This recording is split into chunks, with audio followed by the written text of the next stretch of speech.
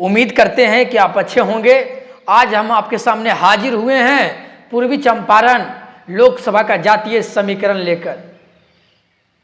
कुछ लोग बार बार कमेंट में लिख रहे हैं कि हमारे लोकसभा का जातीय समीकरण बताइए, तो मैं एक एक करके सभी लोकसभा जातीय समीकरण बता रहा हूं। आप हमारे साथ बने रहिए, आपका भी लोकसभा का नंबर आएगा। जो हमारे नए दर्शक है, हमारे कमेंट बक्सा पर जाकर देखिए, 20 लोकसभा सीट का हमने जातीय समीकरण बता दिया है कि आपके लोकसभा सीट पर किस जाति का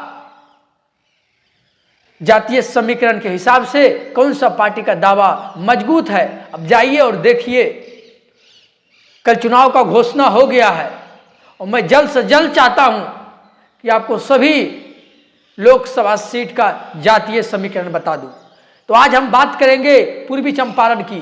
पूर्वी चंपारण के अंतर्गत 6 विधानसभा की सीटें आती है।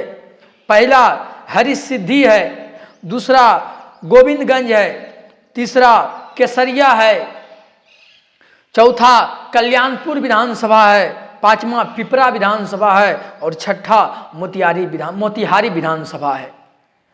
यहां से 2009 से 2019 तक लगातार बीजेपी का कब्जा है इस सीट पर और यहां से राधा मोहन सिंह लगातार चुनाव जीतते आए हैं।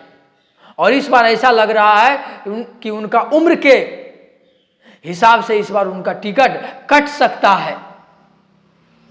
उनका उम्र 75 साल से अधिक हो गया है और बीजेपी में एक नियम है कि 75 साल से जिसका अधिक उम्र होता है वो चुनाव नहीं लड़ सकता है। अब ये देखना होगा कि राधा मोहन सिंह वहां से चुनाव लड़ते हैं या किसी और को भारतीय जनता पार्टी मौका देता है। इसके लिए इंतजार करना पड़ेगा और इस बार देखना होगा कि महागठबंधन किसको टिकट देता है, वहां से किसके खाते में ये सीट जाता है। अगर हम यहाँ जातीय समीकरण की बात करें तो जातीय समीकरण में मुस्लिम वोटों की संख्या 2,45,000 है, शाह वोटर की संख्या 1,60,000 है, भूमिहार वोटर की संख्या 1,11,000 है, राजपूत वोटर की संख्या 1,07,000 है, सहनी वोटर की संख्या 98,000 है, महतो वोटर की संख्या 92,000 है, यादव वोटर की संख्या 63,000 है, पासवान वोटर की संख्या 61,000 है, नाई वोटर की संख्या 52,000, भगत वोटर की संख्या 38,000 है, रविदास वोटर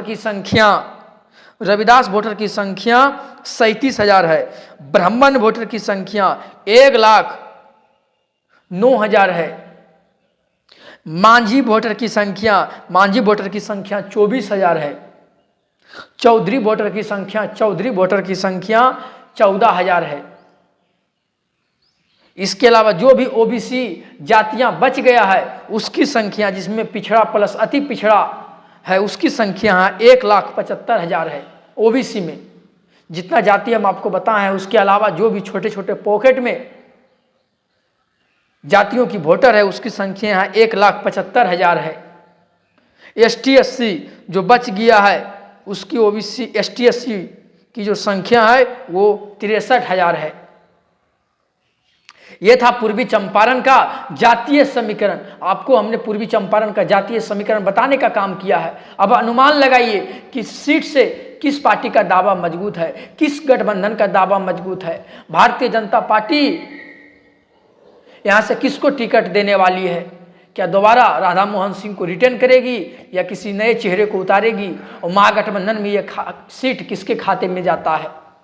आप हमारे कमेंट बक्सा में लिखिए कि यहाँ से कौन सा गठबंधन का दावा मजबूत है। जब तक देखते रहिए BH न्यूज इंजीनियर अरविंद के साथ।